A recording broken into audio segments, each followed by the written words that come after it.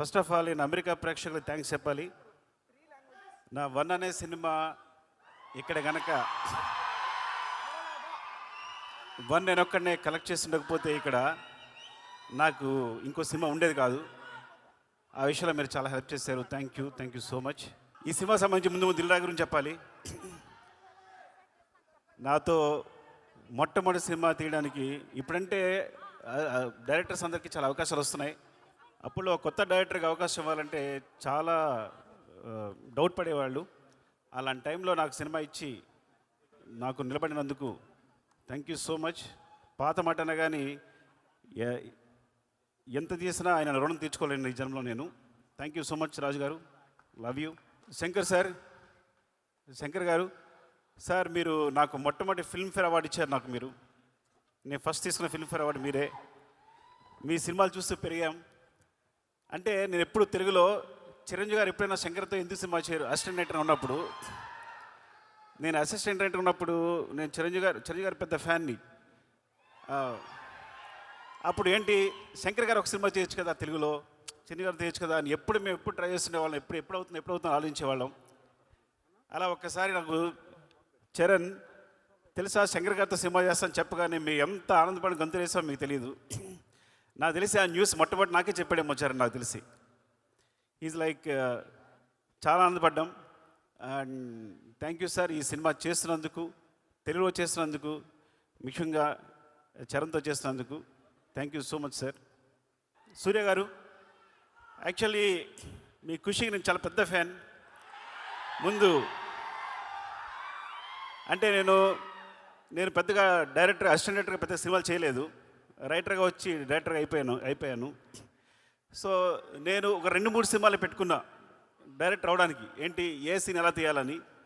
అందులో అప్పుడు సీడీలో మీ ఖుషి ఒకటి ముందుకి వెనక్కి వెళ్తూ ఉండేది, ఏ సీన్ ఎలా తీశారని చెప్పి. Thank you so much for teaching మీ. మా ఊరమ్మాయి అంజలి అండ్ ఈ సినిమా చాలా చాలా బాగా చేశారు. Thank you Thaman.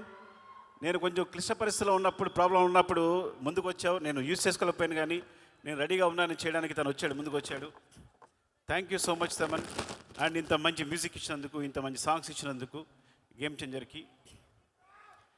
And Charan darling, ఎవరికి తెలియదు, నేను ప్రతి హీరోని సినిమా చేసినప్పుడు చాలా ప్రేమిస్తాను. ఆ సినిమా చేస్తాను బికాస్ ఒక సినిమా చేసినప్పుడు మా అనుబంధం 1 year 2 years ఉంటుంది. నాతో సినిమా చేసినప్పుడు 2-3 years ఉంటుంది. కానీ ఎప్పుడు సినిమా అయిపోయినా నేను ఎవరితోనూ కనెక్ట్ అయి ఉండను. రంగస్థలం అయిపోయినా కూడా అనుబంధం అలాగే కొనసాగిన ఒకే hero Charan. He's my brother. I love him more than anything. ఆ విషయం ఎప్పుడు మేము కాపాడుకుని వచ్చా, కానీ టెలింగ్ ద స్టేజ్. యాక్చువల్లీ నాకు చాలా ఇష్టం. మేము ఎప్పుడు కలుస్తూనే ఉంటాం, మాట్లాడుకుంటూ ఉంటాం, ప్రతిదీ డిస్కస్ చేస్తూనే ఉంటాం. అన్నిటికన్నా ఇంపార్టెంట్, మీకు ఒక రహస్యం చెప్పాలి. చిరంజీవి సార్తో కలిసి నేను ఈ సినిమా చూశాను, game changer.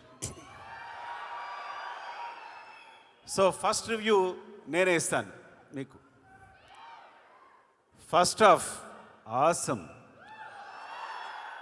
Interval block buster, మీరు నమ్మండి. సెకండ్ హాఫ్లో ఫ్లాష్ బ్యాక్ ఎపిసోడ్ చూస్తే గూస్ బంప్స్,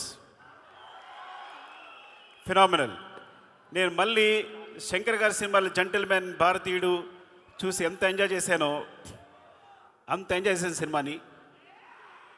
రంగస్థలం సినిమాకి నేను కంపల్సరీ నేషనల్ అవార్డు వస్తుంది అనుకున్నాను చరణ్కి.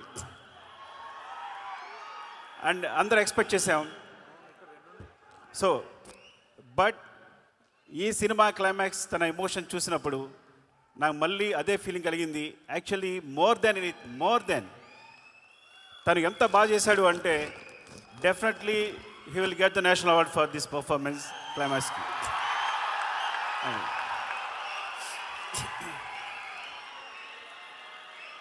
Shankar sir, thank you so much ఇంత మంచి సినిమా ఇచ్చినందుకు చరణ్కి.